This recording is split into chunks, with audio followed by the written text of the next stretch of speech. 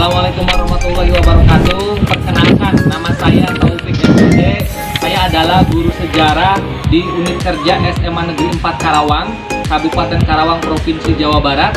Saya adalah mahasiswa program profesi guru dalam jabatan dengan nomor UKG 2016 99823726 angkatan 3 dengan LPTK di Universitas Negeri Medan. Saya akan melaksanakan uji kinerja dengan praktek pembelajaran di SMA Negeri 4 Karawang pada hari ini, Senin 18 Oktober 2021 dengan materi politik etis. Selamat menyaksikan.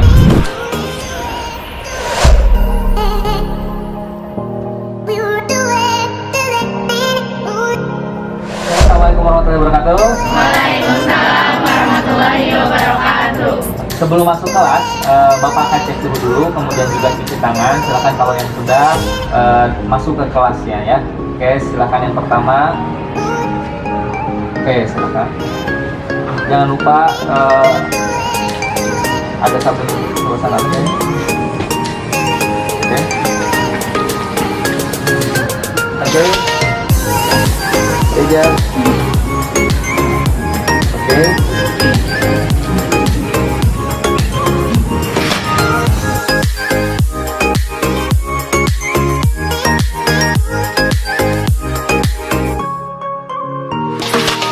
Ya, baik rapisan, kemudian nanti ketika pertemuan udah rapi ya. Oke, ini juga sama ya, nanti dirapikan, nanti kalau kesini lagi udah rapi, oke?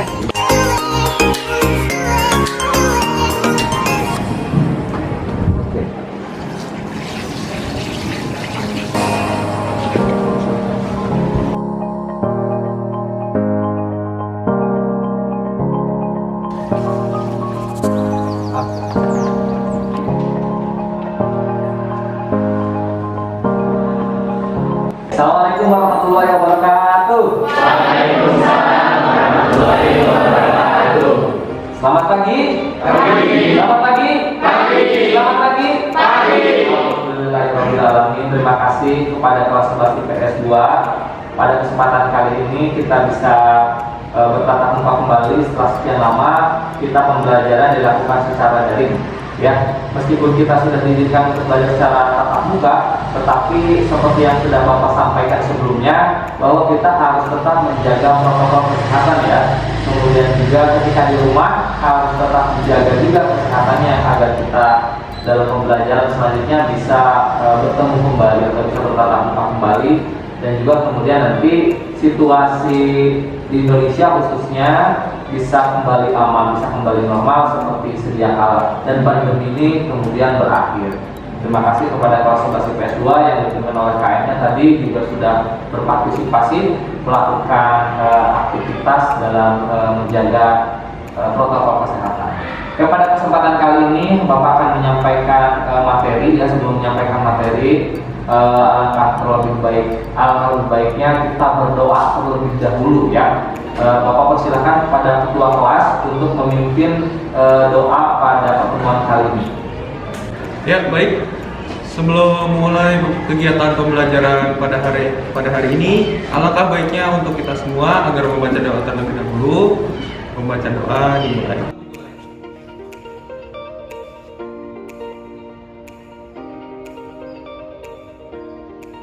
Berdoa selesai.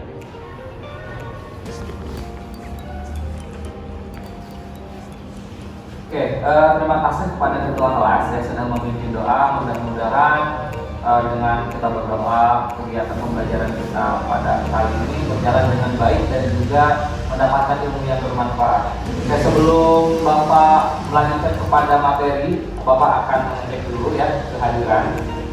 Oke,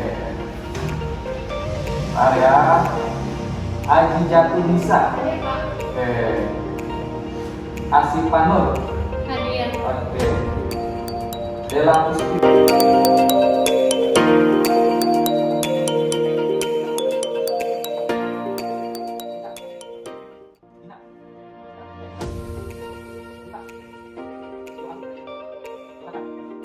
Arwani. Oke ya. Jadi alhamdulillah pada kesempatan kali ini kelas 11 IPS 2 ini hadir semua ya, karena memang satu kelas ini dibagi dua karena kita masih terbatas. Mudah-mudahan ketika pembelajaran tatap muka ini ketika fokus sudah selesai, kita bisa belajar normal kembali supaya bertemu dengan rekan-rekan dan juga maksimal dalam menyampaikan materi Bapak Ibu. Ya, terima kasih atas kehadirannya. Nah, kemudian di sini Bapak akan menyampaikan materi ya mengenai kolonialisme dan imperialisme.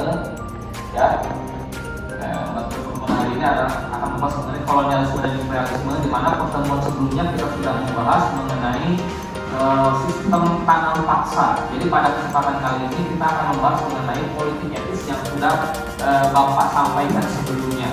Ya, kemudian juga apa sih pentingnya materi pertemuan kali ini? Jadi materi pertemuan kali ini sangat penting untuk kita sebagai generasi muda, karena dalam politik etis itu nanti dijelaskan bagaimana bidang edukasi terutama ya dapat memberikan harapan bagi perjuangan bangsa Indonesia. Setidaknya muncul golongan-golongan terpelajar dari bangsa Indonesia. Terus selain edukasi sebenarnya ada juga bidang lain yang menjadi fokus dalam politik etis seperti irigasi dan juga transmigrasi. Oke, kemudian selanjutnya ini Bapak akan sampaikan. Nah, jadi Bapak akan menggunakan metode think pair share. Jadi nanti berpikir berpasangan, kemudian nanti hasil dari diskusinya bisa kembali ke rekan-rekannya. Tetapi berpasangannya tetap dalam menjaga protokol kesehatan ya. Satu dengan yang lainnya jaraknya tetap diperhitungkan seperti yang sudah Bapak sampaikan pada pertemuan sebelumnya. Kelompoknya tetap menjaga protokol kesehatan ya. Kemudian mendapatkan informasi yang akurat mengenai politik etis ya, khususnya bagi masyarakat Sumber Karawang dalam upaya mengetahui sejarah dan manfaat perkembangan bendungan Walahar, karena bendungan Walahar ini salah satu produk dari politik etis ya. Kemudian siswa juga langsung menganalisis dan menyusun dalam bentuk catatan terkait dengan informasi akurat ya, terkait dengan politik etis ya, dan juga mengenai bendungan Walahar yang ada di Karawang.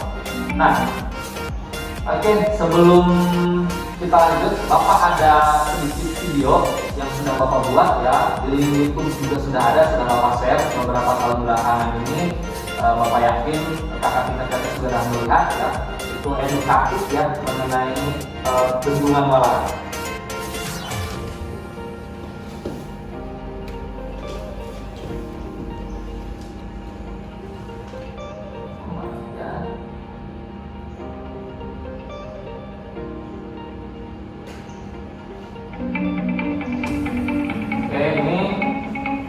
Bendungan Walahar ya.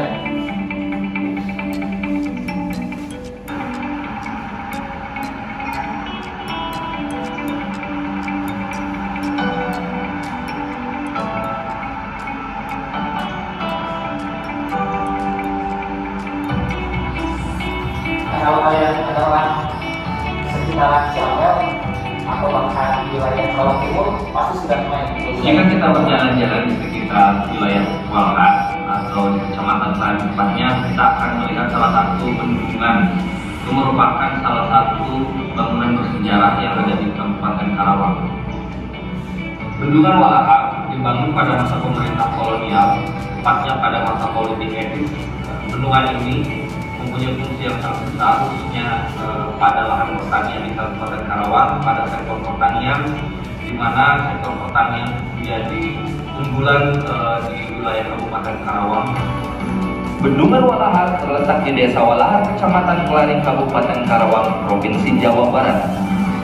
Bendungan ini membendung sungai terpanjang yang ada di Jawa Barat, yaitu Sungai Citarum. Bendungan Walahar dibangun sejak masa era kolonial, tepatnya pada masa politik etis atau politik balas jasa pemerintah kolonial pada pribumi, di mana irigasi merupakan salah satu program yang dilakukan pemerintah kolonial selain edukasi dan transmigrasi. Dalam perjalanannya, Bendungan Walahar telah banyak memberikan dampak positif bagi perkembangan masyarakat Karawang, khususnya dalam sektor pertanian. Sebelum menjadi kota industri, Karawang adalah lubuk padi Indonesia. Dengan karakteristik daerah dataran rendah, ditunjang dengan irigasi mumpuni dari Bendungan Walahar, menjadikan Karawang daerah yang cocok untuk pertanian padi. Jadi ada karakteristik dataran rendah dan juga didukung oleh Dengan perkembangan industri yang cukup pesat, perlahan mengikis lahan pertanian yang ada di Kabupaten Karawang. Sebagai bagian dari implementasi semangat generasi muda Karawang, sudah sepatutnya peserta didik mengetahui sejarah, perkembangan dan upaya yang harus dilakukan terhadap salah satu peninggalan bangunan bersejarah yang ada di Karawang, khususnya Bendungan Walahan.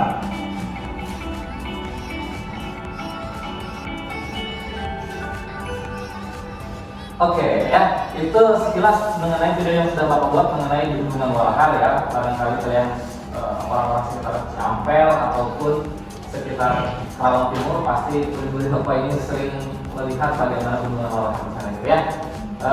Sering melihat ya sana kira-kira? Sering main ya kira-kira? Oke ya. Tadi kita sebagai generasi muda atau sebagai generasi penerus bangsa itu harus mengetahui sejarahnya, kemudian juga bagaimana perkembangannya, manfaat, bahkan kita harus juga dapat menjaga salah satu bendungan atau salah satu bangunan bersejarah yang ada di Karawang. Karena kita materinya politik etis terkait sekali dengan sejarah lokal yang ada di Karawang, yaitu dibentuknya Bendungan Walahar. Nah, dari video tadi, kira-kira apakah ada pertanyaan dari Bapak? Silahkan. Saya Pak. Oke, silakan. Saya Duta. Oke, Duta. Makasih Duta. Dari video yang Bapak tayangkan, saya ingin bertanya tentang apakah Bendungan Walahar dibuat hanya untuk petani, Pak? Oke, terima kasih Duta. Ini pertanyaannya sangat bagus sekali ya.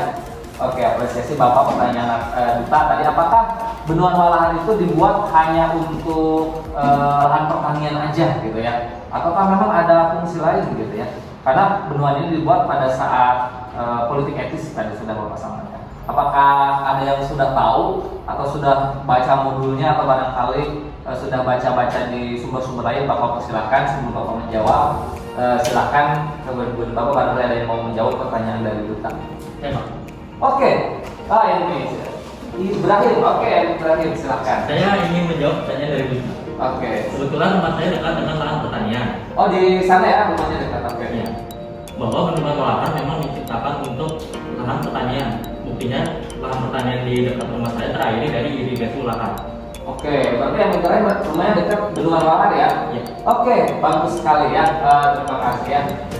Begitu Duta ya, salah satu jawaban dari Ibrahim. Karena kebetulan rumahnya dekat dengan Bendungan Walahar. Memang Bendungan Walahar ini ketika dibangun ya banyak sekali potensinya atau manfaatnya untuk lahan pertanian. Kebetulan rumahnya tadi dekat lahan pertanian di sekitar wilayah Rawamanka mungkin kan banyak sekali ya. Seperti Ciampel itu sangat bermanfaat sekali dengan adanya irigasi dari Bendungan Walahar. Ya, oke, sebelum lanjut barangkali dari murid-murid Bapak ini masih ada yang penasaran mengenai video tadi barangkali silakan. Oke, silakan. Siapa namanya? Oke, Dinda.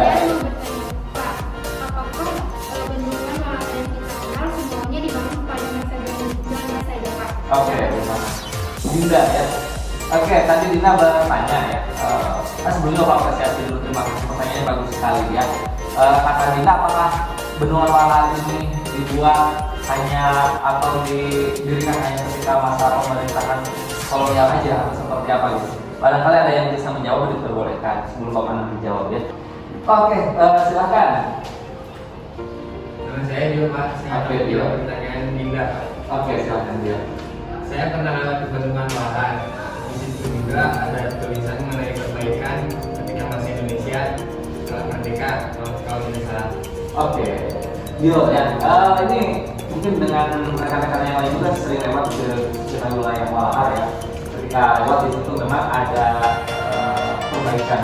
Memang didirikan atau dibangun ketika masa politik etis, tetapi setelah Indonesia merdeka juga pernah direnovasi juga pernah diperbaiki juga, tetapi tetap tidak menghilangkan unsur sejarahnya atau bentuk bangunan aslinya dari Bendungan Walahar tersebut.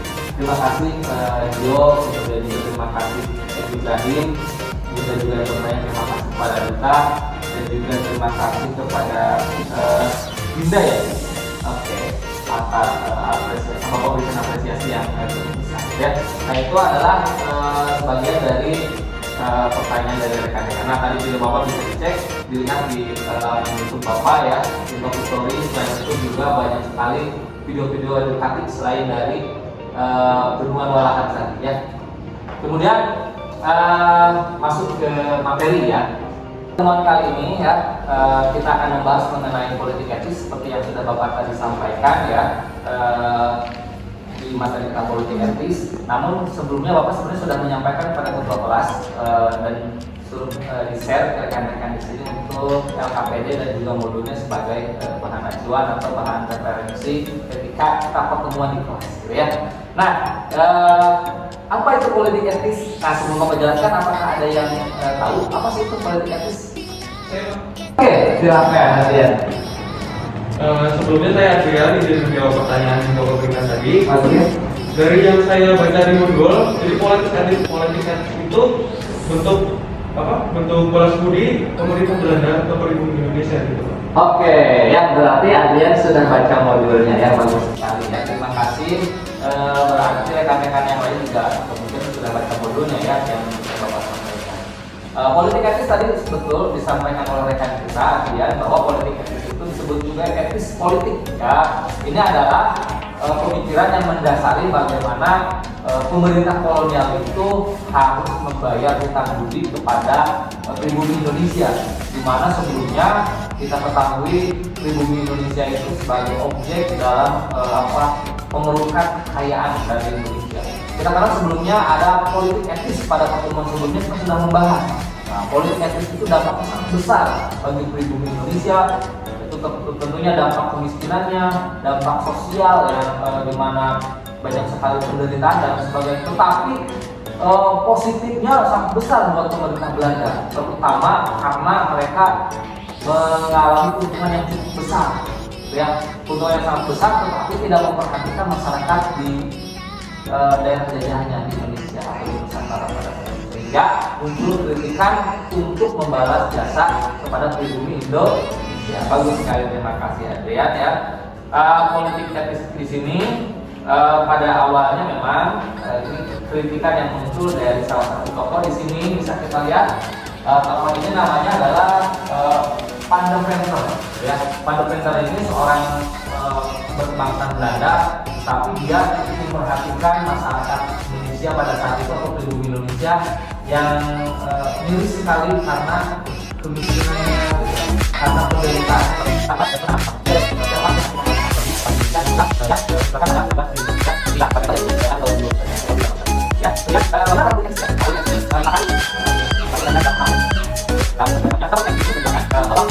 Aspek yang harus dipatuhi atau yang harus dilaksanakan oleh pemerintah kolonial di Indonesia.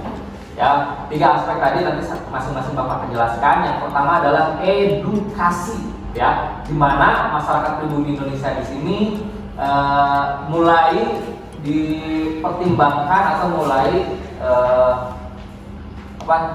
dipertimbangkan untuk dapat bersekolah, edukasi pendidikan. Edukasi apa? Pendidikan. Jadi sebelum politik etis ini, masyarakat pribumi Indonesia itu sulit sekali untuk mengenyam pendidikan. Tetapi setelah politik etis ini diharapkan masyarakat Indonesia dapat mengenyam pendidikan, ya, baik yang yang disediakan oleh pemerintah kolonial maupun pendidikan yang dilakukan oleh pribumi Indonesia. Ya, kemudian edukasi ada juga irigasi, ya. Irigasi kita kenal kalau bahasanya adalah pengairan, ya. Kalau tadi kan kita bahas irigasi di bendungan walahan, nah itu otomatis pengairan.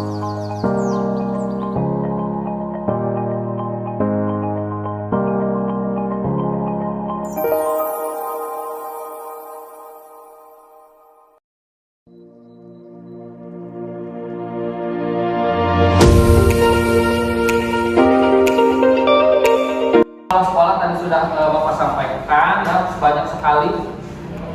Nah ini dia, pada tahun 1900 hanya 1.500 yang bersekolah. Kemudian dibandingkan dengan tahun sebelumnya yang mencapai 13.000. Jadi ada penambahan jumlah pribumi yang dapat bersekolah. Tetapi penyimpangannya memang di sini tidak semua masyarakat pribumi Indonesia dapat mengenyam pendidikan atau dapat bersekolah. Hanya golongan-golongan tertentu saja yang dapat mengenyam pendidikan. Dalam hal ini berarti masih ada yang namanya diskriminasi bagi penduduk pribumi karena tidak semuanya dapat bersekolah, hanya golongan-golongan tertentu saja, ya, terutama golongan bangsawan dan juga golongan-golongan putra putri dari pegawai ya. Murid-murid Bapak pada hari ini dan yang kita harus bersyukur. Kenapa? Sekarang pendidikan pemerintah itu tidak membeda-bedakan atau tidak mendiskriminasi siapapun, diperbolehkan untuk sekolah, bahkan didukung oleh pemerintah untuk bersekolah, ya, dengan berbagai macam programnya. Ini salah satu keuntungan yang harus dapat dimanfaatkan dengan baik.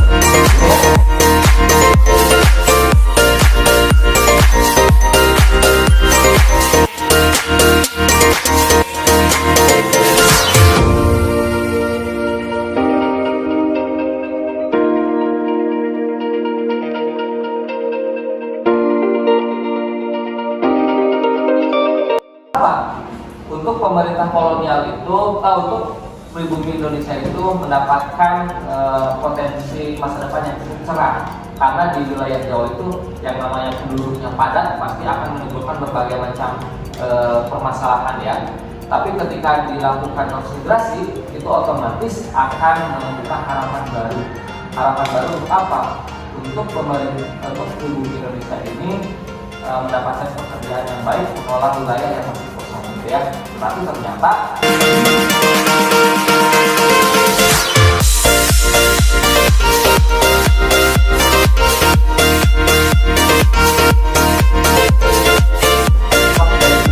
ya, seperti yang sudah Bapak sampaikan pada pertemuan sebelumnya, untuk melakukan diskusi pada pertemuan hari ini, gitu ya.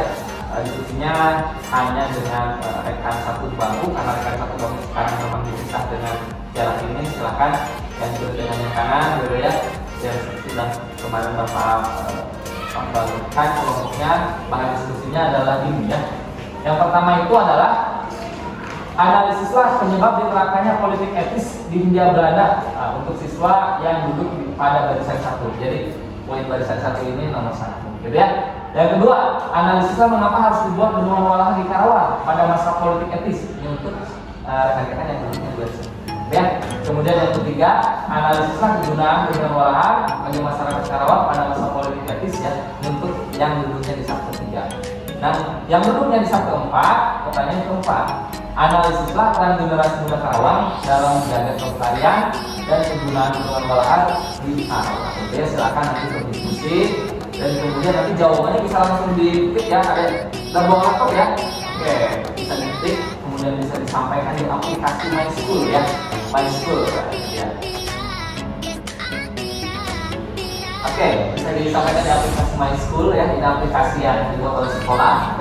Jadi ketika berdiskusi jawaban bisa langsung dikirim. Jadi Bapak bisa langsung cek, nanti Bapak bisa langsung lihat apa jawaban dari hasil diskusi kalian. Nanti beberapa jawaban akan pilih untuk di-share kembali ke rekan-rekan satu kelas ini, gitu ya. Paham nggak?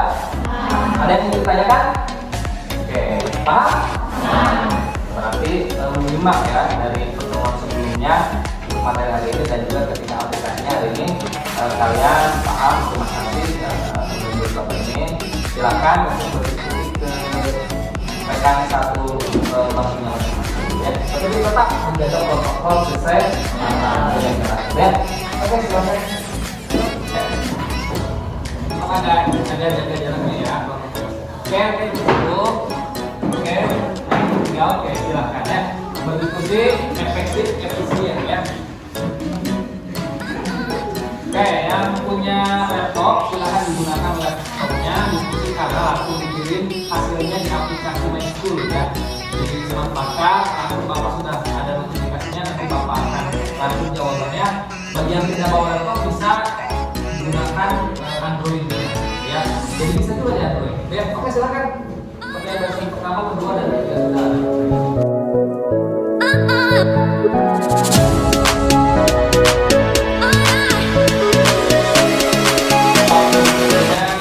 Ini sekitar 14 menit.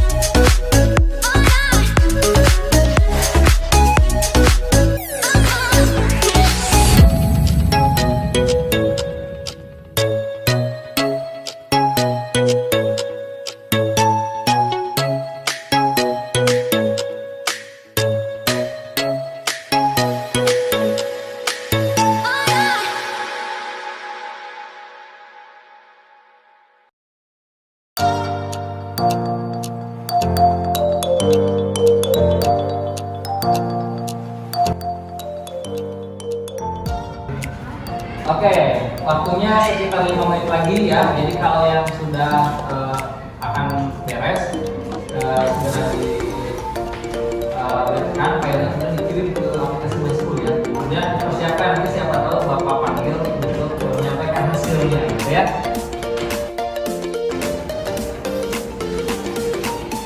Oke, waktunya habis ya. Silahkan kembali ke tempatnya masing-masing. Bapak akan cek di aplikasi My School ya jawaban yang sudah dikirim oleh tiap kelompok. Silahkan untuk kembali ke tempatnya masing-masing.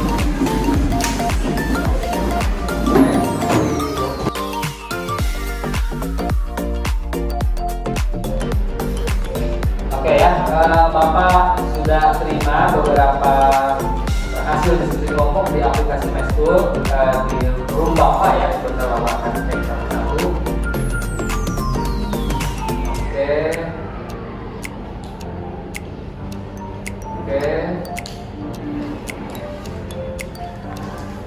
Ya, Bapak satukan dulu dalam satu PowerPoint ya, supaya nanti bisa tampil ke depan dengan hasil kerja yang tadi dipik dan sudah Bapak satukan ya.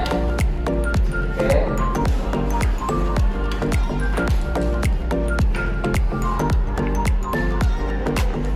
Oke ya, ini dia ya, persiapkan bagian namanya Bapak panggil. Ini setidaknya mewakili dari kerja rekan-rekan di sini. Hasil karyanya cukup bagus ya. Sebentar Bapak, ini untuk yang pertama, analisis penyebabnya diterapkan politik etis di Hindia Belanda. Ini jawabannya cukup bagus ya. Ini Aji Jatunisa. Nah ini Dandela Puspita ya. Tapi siapa yang mau maju depan? Oke, Aji Jatunisa. Silakan ya. Sampaikan hasil kerjanya. Sudah di Bapak ini ya. Oke ya. Silakan sampaikan ke depan. Ini tadi sudah dikirim ke aplikasi My School, jadi sudah Bapak satukan dengan yang lain. Silakan disampaikan hasilnya. Oke, sebelah sini Pak, di tengah-tengah ya. Sebelah sini. Biar kelihatan ke yang lain. Sebelah sini. Sebelah sini aja. Kelihatan nggak? Rekan-rekan? Kelihatan. Oke, silakan. Assalamualaikum warahmatullahi wabarakatuh. Waalaikumsalam warahmatullahi wabarakatuh. Saya juga Tunisa mewakili hasil analisis dari diskusi saya dan teman. Dari hasil pencarian informasi ke berbagai sumber, dapat kami analisis beberapa penyebab diterapkannya politik etis. Di antaranya 1. Golongan di Belanda, terutama penganut paham liberal, banyak mengkritik kebijakan kebijakan tanam paksa dalam pemerintah kolonial Belanda. 2. Beberapa kritikan muncul dalam berbentuk buku, di antaranya Massaklar karya Mutatuli yang menggunakan nama samaran. 3. Van Deventer menulis artikel yang berjudul Kejis atau Utang Kehormatan karena masyarakat pribumi telah dibebani oleh pemerintah kolonial namun tidak dapat lebih baik dari segi pendidikan, ekonomi, dan sosialnya. Oke, terima kasih. Ya, apresiasi buat tadi sudah Bapak cek Aji Jatunisa dengan Dandela Puspita ya sudah mengirimkan juga saja aplikasi, kemudian juga hasil sudah disampaikan. Memang ini mengenai penyebab diterapkan politik etis.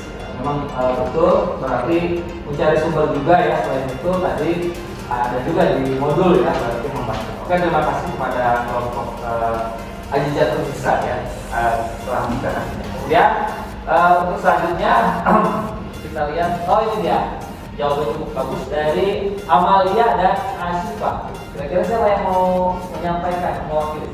Oke, Amalia, silakan Amalia. Oke, ini gimana hasil kerja? Silakan sampaikan ke rekan-rekannya. Saya mewakili kelompok saya untuk menjawab analisislah mengapa harus dibuat bendungan olahan Karawang pada masa politik etis. Menurut pendapat saya, dari beberapa sumber juga, mengapa harus dibuat bendungan olahan, yaitu karena potensi wilayah di Karawang yang dialiri Sungai Citarum dan daerahnya yang datar, terutama sekitar pantai utara, namun belum dapat dimanfaatkan. diharapkan potensi pada bidang pertanian di Karawang dapat dimanfaatkan dengan baik, terutama di daerah daratan pantai utara Karawang. Dan kebetulan daya berada di daerah pantai utara irigasi dan bendungan olahan sangat membantu bagi kelangsungan pertanian orang tua saya dan masyarakat. Oke. Terima kasih. Oke. Ini orang tuanya di pantai ini. Tapi petani juga. Iya. Oke, boleh. Pertanyaan buat kamu. Ini salah satu dampaknya langsung kepada orang tua apa ya, merasakan ya bagaimana dampak dari atau bendungan olahan ini membantu pertanian masyarakat. Ya, oke, langsung saja Bapak Cek untuk kelompok 3 tadi sudah disambungkan ya. Ini atas nama Adrian dan Eka. Oke, Adrian sama Eka. Saya Pak. Oke, Adrian silakan. Adrian sama Eka silakan. Adrian mewakili ya, mewakili Eka. Baik, saya Adrian akan menerangkan hasil analisis yang dibuat oleh kelompok saya, Adrian dan Eka. Jadi, apa manfaat dari irigasi tersebut pada masa pemerintahan kolonial dan pada masa sekarang? Untuk masa pemerintahan kolonial, manfaatnya itu antara lain untuk mengairi pertanian padi. Tidak hanya itu, irigasi juga banyak memberi manfaat kepada masyarakat, terutama untuk para petani. Terus untuk masa sekarang, selain dimanfaatkan untuk tadi irigasi pertanian padi, dimanfaatkan juga pada sektor lain. Jadi antara lain sektornya itu adalah sektor perikanan dan juga sektor pariwisata. Dan dari kedua sektor tersebut bisa sangat membantu majunya ekonomi masyarakat. Oke,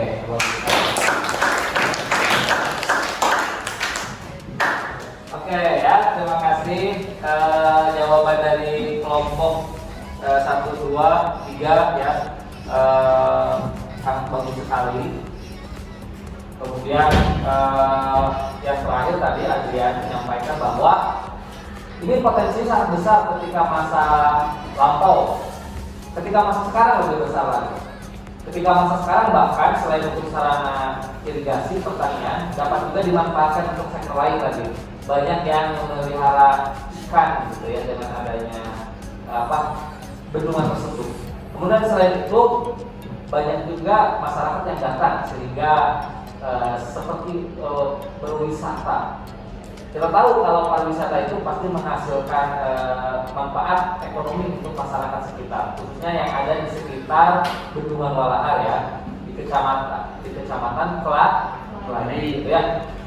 Bagi generasi muda disinilah kita harus bisa mengetahui sejarahnya, menjaga dan juga melestarikan bendungan Walahar. Bukan hanya bendungan Walahar sebenarnya, tetapi semua benda-benda atau peninggalan bersejarah yang ada di lingkungan sekitar kita. Gitu ya, paham nggak? Oke ya. Sebelum Bapak tutup ya, Bapak persilakan untuk pertemuan kali ini. Barangkali ada yang mau menyampaikan hasil analisisnya atau merangkum bagaimana sih pertemuan kali ini. Gitu. Dipersilakan. Oke, silakan Asifah. Saya Asifah Nusabani, izin membuka masker ya Pak. Boleh ya. Saya ingin menyimpulkan. Sebelumnya terima kasih kepada Bapak dan rekan-rekan semuanya. Pada pembelajaran hari ini, saya ingin menyimpulkan tentang politik etis. Ada beberapa poin penting. Yang pertama, politik etis merupakan kebijakan yang dikeluarkan oleh Belanda. Terus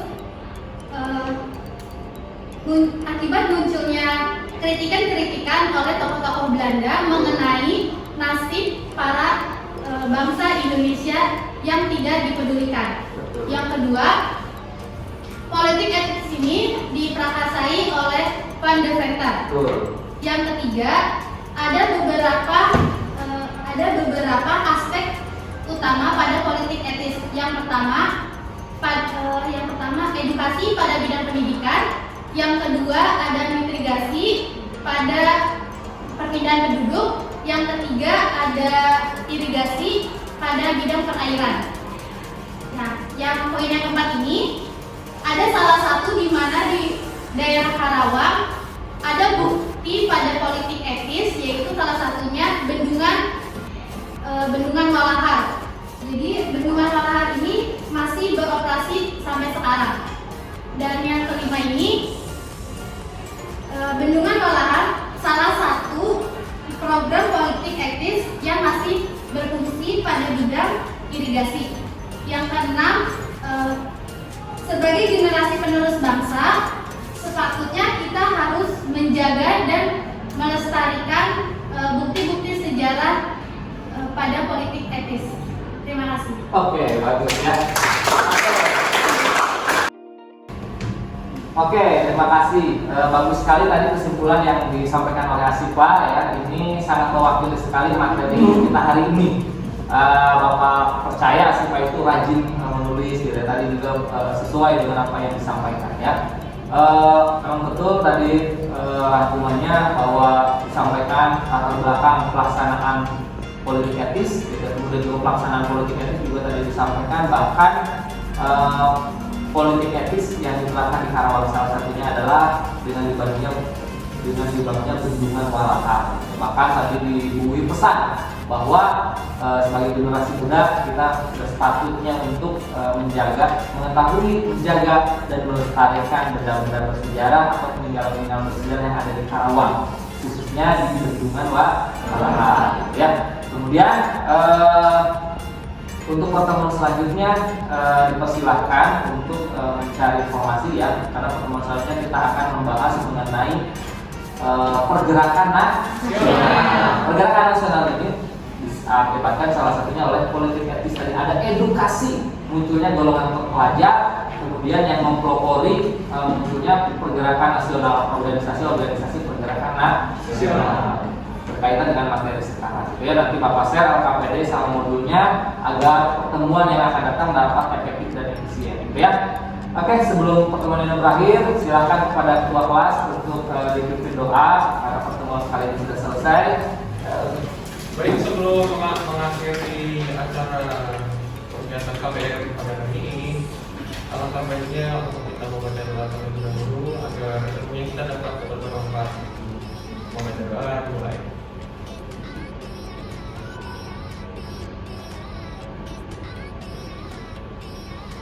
Berdoa selesai. Oke, terima kasih. Assalamualaikum warahmatullahi wabarakatuh. Waalaikumsalam.